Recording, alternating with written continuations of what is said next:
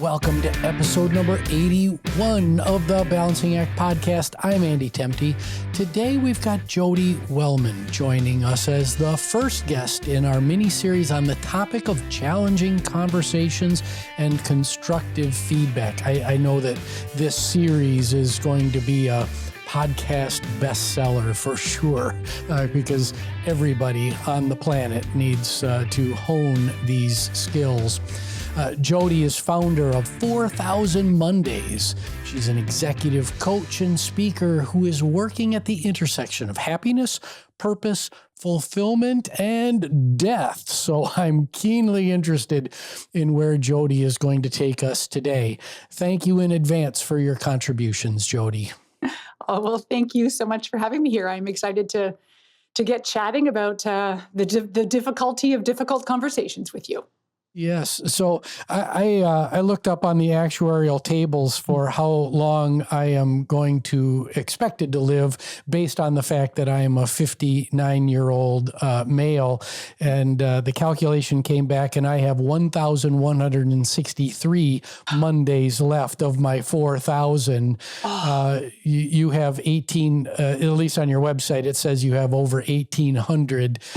So I can do that actuarial math. But what do you have to say about my 1,163 Mondays remaining? Oh, okay. Well, first of all, you get 10 extra points for even going and calculating it, because admittedly, not everybody wants to even know, right? It's amusing that we have 4,000 to deal with.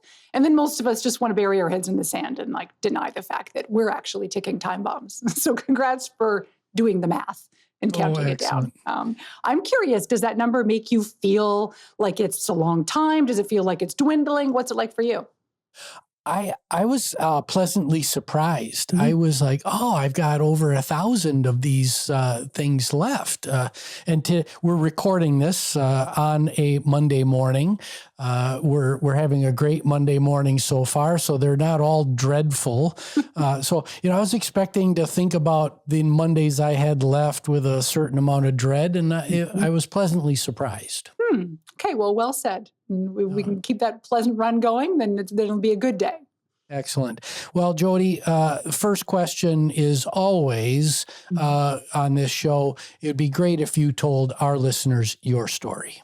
Well, happy to. So I will make this super brief because I think we might get into some more avenues down the road together. So I spent 17 years in corporate leadership roles, and it was in the health and wellness industry.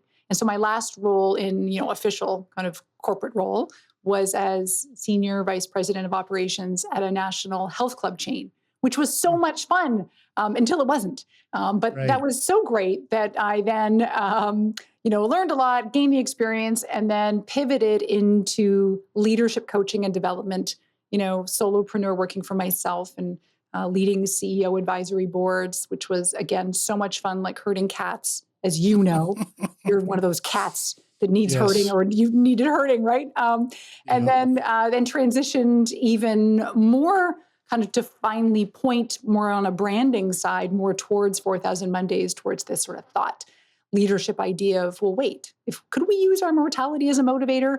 And while some might think it's morbid, if I make it fun enough, then I think the answer is yes. Yeah. Well, I'm excited to talk more about this, what you're doing at 4,000 Mondays, and we'll kind of finish the show with that. But I also ask this question of everyone. If you had to pick one event in your life that just put rocket boosters behind you, what would that be? Oh, I know you asked that question, and I like it. And it's funny because mine, I'm going to warp a little bit, because for me, it wasn't so much an event in the moment that edited my course. There are some of those, but sometimes there's like a retrospective thing, right? Like when you do the analysis, this sort of reflection, it helps highlight something for you. And for me, I think of it as, I call it like my stapler story. So this was me back in my corporate role. And I had already been at the point where I knew I was disenchanted. So I don't know if you've ever had that, right? Where you're just feeling itchy, you need to make a change, but you don't know how. So I was at my desk working away, stapling stupid things together, and my stapler ran out of staples.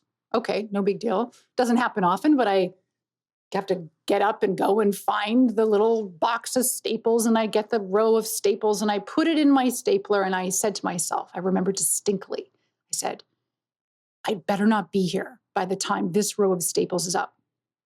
And so I kind of like the challenge was on, right? Except here's the thing is I did nothing about it. And around a year later, still in the same job, I'm stapling stupid pieces of paper together and my stapler runs out again. And I felt like I had been punched. Only the worst part of it all was that it was like I'd punched myself, right? Because I had taken no initiative to make any kind of change I was longing to make, but just too scared to make. And so just thematically, I thought it was really interesting thinking about our conversation today about, conflict and having difficult conversations. And like, I was too afraid to have the conversation with myself about what it might actually take to initiate important change in my life to give me a shot at more joy. So anyways, I ended up changing that stapler, reloading it like 3 times. And I look back now and I think, whoa, like let that be the indicator for me of when I'm doing that thing, like the equivalent of loading the staples in the stapler and thinking, man, like change doesn't happen to us too often. Oftentimes we need to be the ones to buck up and initiate something that can be really important and course correcting. So that's my impetus now. It's like, I want to make sure I never live that life again of settling and tolerating for too long. Yeah. Well, what you just said sparked something in me, which is, this conversation that we're going to be having about challenging conversations. Too often we forget about the voices that live inside of our heads and the various personalities that we carry around with us that, all the self-talk that's happening. You have to have challenging conversations with yourself as well. So yes, this whole mini-series is about me having a challenging conversation with somebody who's sitting across from me. But yeah, it's going to happen within us as well. Well said. I love that. Excellent. So let's dive into the topic at hand, which is challenging conversations. Can you help us understand your approach to delivering constructive feedback and engaging in that difficult conversation? Yeah. I love this topic, maybe because it's so tough and because so many clients I work with, this is the juiciest thing. So I love that you're talking about this. And I'm going to channel my dad right now, who I was raised to believe in the 5 Ps. I think he made them up. And it's proper planning prevents poor performance. And so when it comes to constructing a conversation that we often need to kind of get the gumption up to have, because it's for most human beings, it isn't natural or easy to give somebody feedback that is not glowing, right? Yeah. And that's a whole other topic that sometimes we withhold glowing feedback too, which is just a whole other psychological can of worms. But planning, right? Sitting down and saying, okay, what's the message I want to impart and why do I want to deliver this again? Because I think that if we can get back in touch with the why around how the feedback is designed, not to embarrass or shame or show seniority, it's about like, let me help you get better. And so that mental framing, I think, is super important. And then here's the deal, is we have a choice point at all times as leaders about whether to have or not have the conversation, right? And most leaders just don't. Like most leaders I work with would rather fire somebody than actually have the constructive conversation along the way, which is fascinating, right? You've seen this. It is. And so getting in touch with what is there to gain from having this conversation? And then and what is there to lose? So when we do stop and we think about the thing we really have, we have so much to gain. And what we have to lose is a little bit ridiculous because usually it's just our own discomfort that we're trying to avoid. We say that we also don't want to hurt their feelings or demotivate them or all the things for them. Yes, that's true. And it's mostly that we just don't want to sit in that uncomfortable kind of moment or 2 or 10 or 20 while we're having the conversation. And so, never have I ever, that's 3 evers, that's a lot. Have I ever had a leader that I worked with regret having that difficult conversation? Have you ever had the feedback conversation that you had to buck up for and then thought, oh man, I wished I hadn't done it? No, it's almost invariably it is some type of relief that you feel that, wow, and why didn't I have that why didn't I have that conversation sooner?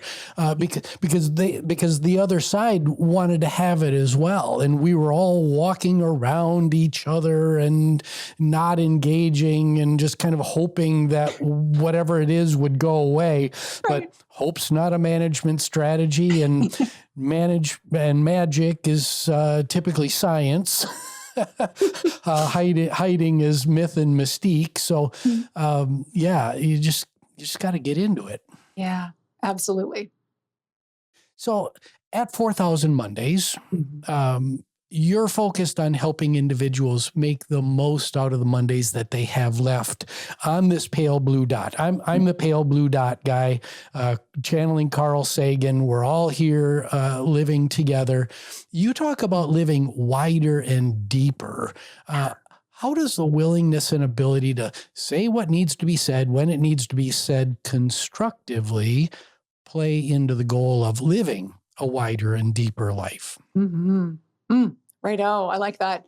Well, for quick context, I guess, like for me, living wider is this infusion of adding vitality into life. So more the experiences and pleasure and fun and like traditional happiness, right? And in this framework, for me, living deeper, the construct there is about adding more meaning into life, more purpose and meaning and fulfillment and so on. And so that covers a different dimension of well-being. And so it's all lovely together, right? And so the way that I connect the dots, I guess, to your question about the difficult conversation that we've already hopefully gone through the mindset of thinking about, okay, there's so much more to gain. There's so much more to come from helping someone to hopefully maybe be a better version of themselves. I see that maybe the reverse is where it's highlighted best, is that choosing not to have the conversation is a conscious choice to live smaller. Yes. For you as the feedback giver, leader, manager, colleague, maybe, or I mean, this can go beyond the bounds of work, of course. It could be a friend or partner. And your choice to have the conversation is a conscious choice to participate, I think, in life. And that's so much of the way I relate it to the wider and deeper. It's like committing to living and doing, that's the ups and the downs, right? So it's going to involve stuff that might be uncomfortable, but especially when it's in service of something that's so much greater. And I look at the impact of being the feedback deliverer and the deliveree, like the recipient, and life gets wider and deeper when you are able to maturely and with care let someone know, hey, I have feedback that's going to help you to develop or get better or get promoted and quite frankly, realize more out of your life. Like that to me is a conscious choice to live with more intention versus I'm going to just sweep it under the carpet or I'm going to avoid it because I don't want the emotional discomfort for the 15 minutes that it might take for me to actually have a good heart to heart with you. Like, let's participate. Let's play. Yeah, I just love that, that choice of not providing feedback is a choice to live smaller. That just really resonates with me, and to engage in constructive feedback is to live a bigger experience in this world. I just love that, Jodi. Well, I'm glad you do, because you're reminding me now of that concept, the idea about playing to win versus playing not to lose. And that is so appropriate, I think, in our conversation here is, it's easy to play not to lose. It's easy to play it safe and choose harmony, or what we perceive to be harmony. Oh, I'm just going to keep the peace and not rock the boat with Johan, who I do have something awkward to say, but I don't want to go there. So that's playing small. That's playing not to lose. Versus, you know what? Take a bit of a risk. Yeah, there may be a bit of upheaval or there may be a bit of a rough patch, but Johan's going to live wider and deeper, and you're going to live wider and deeper after that one or two or maybe even three conversations. Yeah, worth it. Yeah. So, Jodi, is there a mentor, former boss, colleague that, in your opinion, just had outstanding, challenging conversation skills, and what made them different? What set them apart? Okay. First person that comes to mind is an old boss. He's a former CEO. May he rest in peace. He passed away last year. But this gentleman was was like the king of candor. I mean, he would say what was on his mind, and partly that was his brand. And so you can kind of get away with being more of a here's how it is when that's how you present daily. So there's maybe a hot tip, make it your brand, who knows?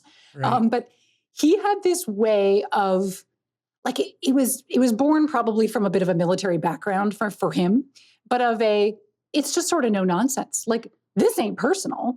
In fact, it's personal if I don't tell you. It's that I care so much about our results that we're going to they're uncompromising. We need to get there and we need to win and we need to just be so proud together of how we're achieving this that shame on me if I didn't tell you. Like it would never cross Barry's mind that whether he should or shouldn't give the feedback. Like I still distinctly remember a meeting, which maybe this wasn't completely done with as much finesse, but one gentleman in the meeting was talking about something and he used a word that Barry did not hesitate to say, hold up, wait a minute.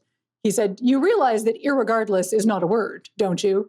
Correcting this gentleman who will never use the word irregardless again, and nor would anyone around the table. But it was so Barry, and that's not my style. You know, I'm much more of a massage it, make it soft, cover it up with some, chocolate or something. But the point is, he just said it, and you knew his intentions were so spot on about, like, I care too much about you and me and our results. Like, we're not going to dilly-dally around by tippy-toeing around it. That was inspiring to watch in action. All right. Well, Jodi, we're going to take a quick break for a commercial, and we'll be right back. Thanks for listening to the Balancing Act podcast. I'm Andrew Temte. In my book, Balancing Act, Teach, Coach, Mentor, Inspire, I explore the characteristics required of leaders who must find balance between strength and vulnerability, confidence and selflessness, passion and measure, and leadership and followership. Balancing Act is available today at Amazon.com. And we're back with Jodi Wellman talking about challenging conversations in life and in the workplace. Jodi, let's run a quick thought experiment. Suppose you have an early career manager right in front of you right now who struggles to have effective, challenging conversations. What advice do you have for them? Oh, this one is so ripe, isn't it? Other than just wanting to take and shake somebody, which doesn't really work in my opinion, my experience. I have two thoughts, and one is more on like the mindset side, and then one's a little bit more on like the skill set side. And the first one is this question of like, would you rather be liked or respected? And I actually think that there's a middle ground there, which is nice because many people are pleasers. Like I'm a card-carrying member of that society. And so sometimes it's hard to give feedback because we want to be liked. And at the end of the day, though, most of us respect leaders. Like I was telling you a minute ago about Barry, my former CEO, many moons ago, that, the ability to give feedback is so crucial. And even though it might not feel great receiving it in the moment, because we might feel defensive or that little stinging feeling, at the end of it all, like every time you've received it, you've always felt at the end so grateful, right? That someone actually cared enough to give you that feedback. And so I say, be like, what's the mindset? Do you want to be the pleaser who just wants to be liked, which is not going to really be that effective for you long-term in your career? Or do you want to be respected for being known as, I'm going to tell you because this is in our best interests and I care? So that's the mindset. Skill set wise, this one is like a cheap and easy one. Sometimes in order to build the habit of giving feedback, let's just automate it.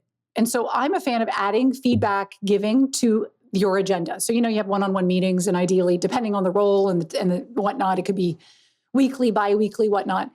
Have it just be a no-brainer that the last item on every single agenda is just feedback. And that way you don't need to muster up the courage to call and say, are you free on Tuesday at 4 to talk and make it a big deal? No, it's just, okay, on our next one-on-one Thursday afternoon, I'm going to give feedback on how I thought that maybe that proposal went. And okay, is it second best to experts that say you need to give feedback in the moment? Of course it's second best, but you know what? Most of us aren't giving the feedback at all. And so I'd rather it be 14 days later than not at all. And so automate it. And I also think a hot tip there is to make that feedback bullet point agenda, make it two-way. so that it's also an opportunity for your team member to say, okay, where do I need to know about what to stop, start, or continue, or do more of or less of or whatnot. So just automate it and just make it less painful. Yeah, I love that suggestion of, in our one-on-ones, we're going to conclude our conversation by having a little feedback session. Because I am vehemently opposed to the annual review. I've been very public about this. I think annual reviews, if they are necessary from a compliance perspective to tick some sort of box, then yes, do them. But the feedback needs to be an ongoing, in the flow of business kind of thing. And the only way that we really get good at it is to do it on a reasonably frequent basis. Because if you wait for the annual review, everybody's all worked up and nothing is really going to come of it. Oh, we are so eye to eye on this. I keep thinking feedback is a lifestyle, not an event. It should, the whole idea about it being a surprise when you get your review about what your leader really thinks about you. Oh, shame on. That to me is the biggest corporate crime that can be committed, to be super honest. That to me is just, it's a finable offense. I like that, corporate crime. Now, Jodi, I love to talk about skills on this show. You talked about one skill of, weaving feedback into the daily work. What other skills would you tell our listeners that they should hone to become better at delivering constructive feedback? Okay. Picking up a few. The first one would be actually, it's also a character strength. It's courage. And, I'm busting on it we should be able to do this easily. And, I've struggled with it for years, and especially in domains, it can be harder than others, right? So some of us find it easier in our personal life, harder at work, or vice versa. Right. But it does take courage to confront a situation. And that is why the preparation, the 5 Ps I mentioned earlier, and making it and automated wherever possible to take any of the guesswork out of it is key, but acknowledging that it is going to take some mustered up courage in order to really say, this isn't easy, and yet the alternative would be so much worse than, again, this little small time for discomfort. So having courage is big. The second one I think is self-awareness. And you actually paraphrased our conversation earlier, I think in a way that was really cool, to acknowledge that, having the difficult conversations with ourselves. But, often as leaders, when we're giving someone feedback, we need to look in the mirror first and say, well, wait, where am I maybe involved in this little conundrum going on here? If I'm disappointed in Yolanda's performance, is it actually because I'm a crappy delegator, and I'm actually not being crystal clear with what I expect? So how could Yolanda ever shine? Or is it because maybe I am too aggressive, or maybe not empathetic enough when I give feedback, and it's always an awkward experience? So the idea about, turning in and looking inward, I think is really important around being a feedback giver. You do need to take some care with this, right? I'm talking about mustering up courage, but it's not so you can blast and blare, right? It's to be very caring and considerate. And another key skill would be really perseverance. And that sounds funny, but this is, I think, is part of the reason why giving feedback is so unappetizing for many leaders, is that you might, you had the conversation, good news, and you might high-five your spouse at home because gosh knows they've been hearing all about it, the situation.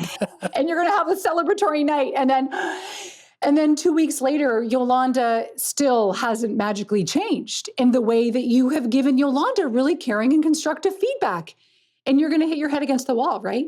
And this is where we have to be perseverant, or we have to be tenacious and still say, hey, I'm going to still not let this go, because I think this is where leaders will now enable poor behavior. Is I gave you feedback once in February, but then I noticed you slipped again all through March and April and May and June. And then I'm just going to, like you said, tell you in September in the year-end review. No, you need to practice what I call the art of the kickback. When someone gives you work back, perhaps based on what you agreed upon, the standards would look like. If it still doesn't look right, you can't fix their work. You can't not address it again. You need to be vigilant and say, hey, you know what? Come on back. Let's revisit. Remember, we had that conversation a couple weeks back. I think we need to kind of go back there again because I'm noticing a couple of the things we talked about. Let's just kind of have an open conversation about it. Like you need to stick with it, or else you're just going to make everybody's life more miserable unless you're willing to keep giving that feedback and or maybe even performance manage somebody up and out. Yeah, and I like the perseverance. My opinion is it's got to go hand in glove with that self-awareness, because sometimes we can get, you talked about, being a bulldog and just ramming home the point. Sometimes we have to take a step back and ask, is this me? Yeah. Is it? Well, thank you for actually the way you just rephrased that made me think that therein lies another stumbling block for leaders, right? Is that, oh shoot, if I give feedback, it's actually just going to highlight for both of us how lackluster I've been as a leader, because maybe I do the very same things that I'm trying to give you feedback on, right? Yeah. Like if you're trying to give feedback about, showing up on time, like if you never show up, what's that going to be like? Or whether it's about diligence, like attention to detail, you may be the world's worst detailer. And so there are things where sometimes, if you're the pot calling the kettle black, you might, but in that case, it's not an excuse not to give the feedback. Sometimes you just need a disclaimer up front, right? That, hey, I recognize I need to work on some of these things too. Right. And so let's maybe have a discussion about what I've noticed about some of your performance. And then let's talk about it in terms of maybe where, I can support you, but also I can even be more effective. Make it a feedback jumbly, like with both of you together. It can be additive and constructive together. Yeah, that vulnerability, I think, is what I was trying to put into the stew there. that sometimes it is you. So, Jodi, as we begin to close out the show, I'd like to get your thoughts on a related topic. You've alluded to it, but the topic is change management. In your assessment, how does our ability or lack thereof to effectively navigate change impact our ability to have challenging conversations? Oh, wow. I think they're tied together miserably, right? So I think when you say change management, I immediately go to the VUCA acronym, like when things are volatile or uncertain or complicated, complex or ambiguous, like that's when most leaders are super challenged. And any of the skills that we feel like they're fledging, they're going to just sort of fall by the wayside because we're going to focus on our own flailing somewhere else, right? Where we think it's going to be more effective. And there's a phrase I've always liked around the idea about handling ambiguity. And it's about being the willingness to be okay with murkiness. And that does mean when it comes to handling change, when things are moving fast around us, it's like, are you taking the time that you perceive you don't have to spend it giving feedback to people that need it and want it? Especially because generationally, we haven't even cracked into that yet, but like newer generations of the workforce are just craving, they're starving for feedback to become more effective, right? Which is funny because we're just like missing some of those signals. Other generations are. So we're perceiving we don't have the time because everything's crazy. We can't handle the ambiguity. We can't handle, there's so much going on, when maybe the most important thing on the priority list is getting people centered and square so that they're not ambiguous. They're not functioning that well in that murkiness. Give them the structure and feedback that they need. Have the difficult conversation and overinvest in that side of things rather than trying to strategize and do a lot of the other maybe harder skills that are also noble. But don't miss out on, like, the perception of time is funny because this all leads back to, of course, our roads together about how our time is limited in life, right? And so there was never enough time to do all the things that we want to do or achieve as leaders or work on with your team. But if you're going to bubble one thing up, especially during change management, it's let people know where they stand. Let people know where they shine. Let people know where they could be even shinier. And then let them do some of the heavy lifting amidst some of this kind of turbulent time. Right. Well, Jodi, this has been a fantastic show. I just loved our time together. Final question, just a few sentences. What are you most excited about for the future of 4,000 Mondays? What's your current passion? Oh, well, I appreciate you asking. So there are two things that are bubbling around my world that make me so excited. I can barely contain myself. One is that I am writing a book on how Nice. to undead your life, which is super fun. You know this full well. We could, Mhm. share crazy stories there. And then the other one is that I've kind of revamped and worked a workshop that I do with teams about understanding your leadership legacy. You know, how do you want to be remembered? What do you want to leave Right. behind? What's the most important thing? Like, how can you be a leader that people look at and think, wow, I love what they left in their wake? And I don't mean the wake as in literally you passed on, but when you've been either when there's a merger or acquisition, or you've moved on, or up and out, and so on. So the leadership legacy webinar, I'm just a workshop is definitely filling my cup these days. That's awesome. The whole concept of being a steward of a business, that is just central to that question. And not to, in my first book, I have this metaphor for leaders that you are responsible for your own wake. Not from a death perspective, but imagine yourself on a waterway, and you are a boat, and as a leader, you're a bigger boat, and bigger boats throw off bigger wakes. And what is the impact on teams and the environment of how you are cutting through the water, the metaphorical water of your business? So, Ooh, yeah, I good. love that. It's Yeah. beautiful. All right. Well, Jodi, we've got to cut things off here. Really thankful that you were here today. Your contributions were impeccable. My name is Andy Temte. This is the Balancing Act podcast. You can find us on all the major podcasting services as well as YouTube. Please like, subscribe, rate, share, all that fun stuff. And we will see you next time.